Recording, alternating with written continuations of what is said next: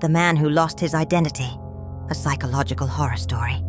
Welcome back to Magic Verse, where the line between reality and nightmare is thinner than you think. Tonight's story is not just a tale of horror. It's a story of identity, fear, and the terrifying thought that maybe, just maybe, you are not who you think you are. Turn off the lights, put on your headphones, and let's begin. David Carter woke up to a day just like any other. Or at least, that's what he thought. The alarm clock buzzed at 7 a.m. The sun shone weakly through his curtains. He stretched, yawned, and sat up, rubbing the sleep from his eyes. Everything seemed normal. Until he got out of bed. The framed photo, on his nightstand, the one of him and his wife at their wedding, was different. The woman was still his wife, Emily. But the man standing beside her wasn't him. David picked up the photo, his heart racing. It was their wedding photo. He remembered taking it, but the face of the groom was someone else. A chill ran down his spine. A stranger in his own home. He rushed downstairs, calling out, "Emily!" His wife stood in the kitchen sipping coffee, her eyes scanning a newspaper. When she looked up, her face went pale. "Who are you?" she whispered, stepping back. David froze. "What do you mean?" "It's me, David." Emily shook her head. "I don't know you. How did you get into my house?" His stomach twisted. This was a joke. It had to be. "Emily, stop playing around. What's wrong with you?" She reached for her phone. She was calling the police. The town no longer knows him. Panicking, David ran outside. The street looked the same. His house, his neighbors, the old oak tree on the sidewalk. Everything was right where it should be.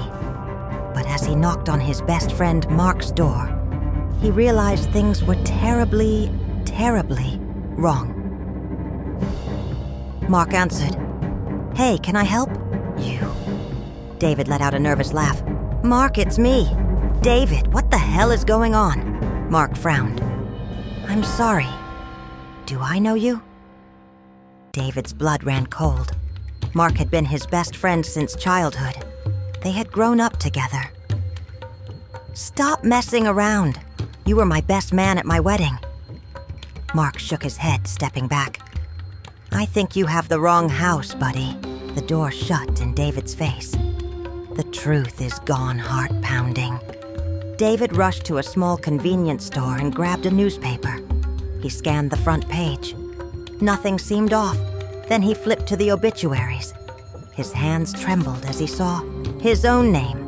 David Carter, 1978-2024. Loving husband, dear friend, and devoted member of our community. David felt dizzy. He was dead. But he was right here. The store clerk cleared his throat. "Sir, are you okay?"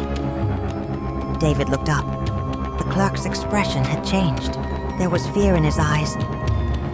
"You shouldn't be here," the man whispered. David's breath caught in his throat.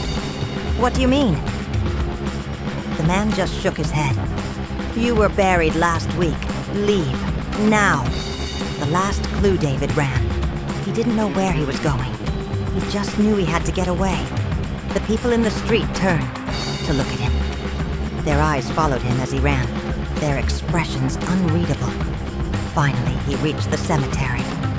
He didn't know why, but he had to see it for himself.